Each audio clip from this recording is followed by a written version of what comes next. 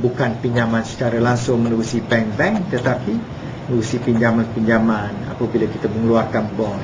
Dan syarikat-syarikat kita dalam negara pun oleh kerana galakkan untuk mereka melabur luar negara, tidak dikawal seperti dahulu. Kerana kita bertindak seolah-olah kita ini negara maju, padahal kita bukan negara maju. Kita masih lagi berhutang, kita masih lagi tidak mempunyai reserve seperti negara Singapura dan negara-negara maju seperti Eropah dan sebagainya. Jadi kita berhutang. Jadi oleh kerana hutang kita tertangguh, maka kita perlu menggunakan apa juga pulangan yang kita dapat daripada ekspor kita untuk menjelas hutang-hutang kita, dan wang ini tak dapat kita menampung keperluan dalam negara. Selain daripada itu, saya sebut tadi, modal daripada luar pun tak masuk.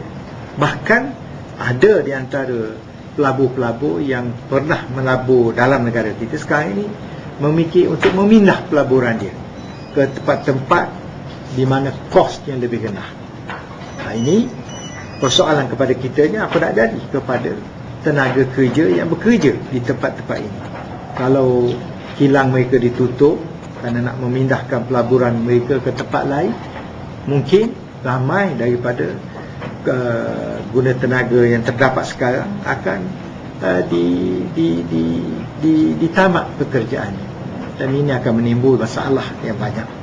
Itu sebab kita dengar antara 18,000 sehingga 80,000 graduate. Ini orang yang keluar universiti, daripada universiti tempatan, yang tak ada kerja. Dah 2 tahun belum ada jaminan akan ada peluang-peluang bekerja. Baru ni ada rura kerajaan nak menampung keperluan ini, tetapi kewujudan peluang-peluang pekerjaan tak ada. Jadi bagaimana nak kita beri pekerjaan kepada mereka yang menganggur selama ini, sedangkan peluang-peluang pekerjaan tak ada. Jadi itu sebab kita nak kepada pelaburan luar, tapi pelaburan luar tak datang. Bahkan pelaburan dalam negara pun sedang ditimbang untuk dipindah kepada tempat lain. Ini boleh jadi masalah yang akan menyulitkan lagi ekonomi kita. Nah, itulah tanda tanya kita. Kalaulah kontraktor kelas F tak ada kerja, kontraktor kelas A pun tak ada kerja, kerana banyak daripada projek-projek yang ditaja oleh kerajaan ditangguh ataupun dibatal kerana kerajaan sendiri tak ada duit. Kerajaan sendiri tak ada duit, walaupun kerajaan kata berkali-kali dia ada duit untuk housekeeping dan sebagainya, tetapi untuk nak membiayai projek-projek yang pernah dilulus dulu ataupun pernah disign MOU ataupun disign letter of intent, sekarang ini sudah ditangguh ataupun dibatalkan. Jadi pada masa ini belum ada. Kalau kita tanya dalam parlimen, dia jawab, oh kita tunggu rancangan Malaysia ke-9 dilancarkan, iaitu pada pertengahan tahun depan. Jadi sekarang sehingga pertengahan tahun depan nak suruh lapar dulu lah. Makna jadi banyak orang yang menjalankan kerja di bidang pembuatan kontrak dan sebagainya, biasanya menerima bahan-bahan kegunaannya secara kredit, dan sekarang ini mereka telah mendesak untuk membuat pembayaran kepada apa yang telah diberi kepada kontraktor-kontraktor dan pembuat-pembuat sebelum ini. Tetapi oleh kerana tidak ada projek sambungan, mereka tidak mempunyai cash flow untuk membayar mereka yang telah membekal barang-barang ini sebelum ini. Jadi ini yang menjadi kesulitan sekarang. Jadi bukan saja peringkat F, peringkat D, bahkan peringkat A, banyak yang sekarang ini menghadapi masalah. Lusa saya sendiri diminta untuk meresmi konvensyen IPPS Bumi Putra yang akan bersidang di Putrajaya, kerana Perdana Menteri tak boleh hadir, dan dia orang buat keputusan hari semalam minta saya pergi resmi. Jadi saya pergilah.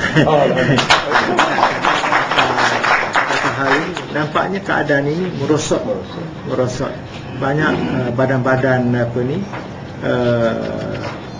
ataupun persatuan-persatuan peniaga, terutama sekali Melayu, menghadapi masalah. Bahkan bukan Melayu pun ada menemui saya menyatakan kebimbangan mereka tentang kedudukan ekonomi negara. Jadi pengangguran bertambah-tambah. Ini saya sebut tadi antara 18,000 sehingga 80,000 graduates, orang yang lulusan universiti, tak termasuk orang lulus daripada universiti seberang laut. Tak ambil kira mereka yang lulus daripada Al-Azhar, daripada Jordan, daripada Pakistan, daripada Indonesia, daripada India. Ini golongan ini tak diambil kira. Jadi kita cuma menyebut angka itu kerana mereka melibatkan lulusan daripada universiti-universiti tempatan dan kolej-kolej tempatan. Jadi keadaannya runcing sebenarnya.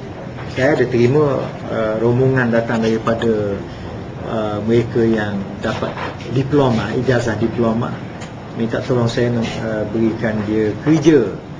Tapi saya bukan ada kuasa apa-apa. Saya boleh berhubunglah dengan telefon setengah-setengah tempat untuk menolong setengah daripada mereka. Tetapi masalahnya menjadi lebih besar kerana yang ditawar oleh kerajaan cuma 300-400 ringgit sebulan, part time, bekerja, buat survei dan sebagainya. Tetapi 300-400 ringgit di Kuala Lumpur nak hidup kenapa? Tak boleh hidup. Dia kata tak guna dia terima ini pun kerana dia tak boleh hidup. Dia baik balik ke rumah asal mereka, tetapi nak balik dia diharap boleh membantu keluarga mereka sesudah lulus college ataupun universiti. Tetapi dalam keadaan sekarang dia tak dapat berbuat demikian.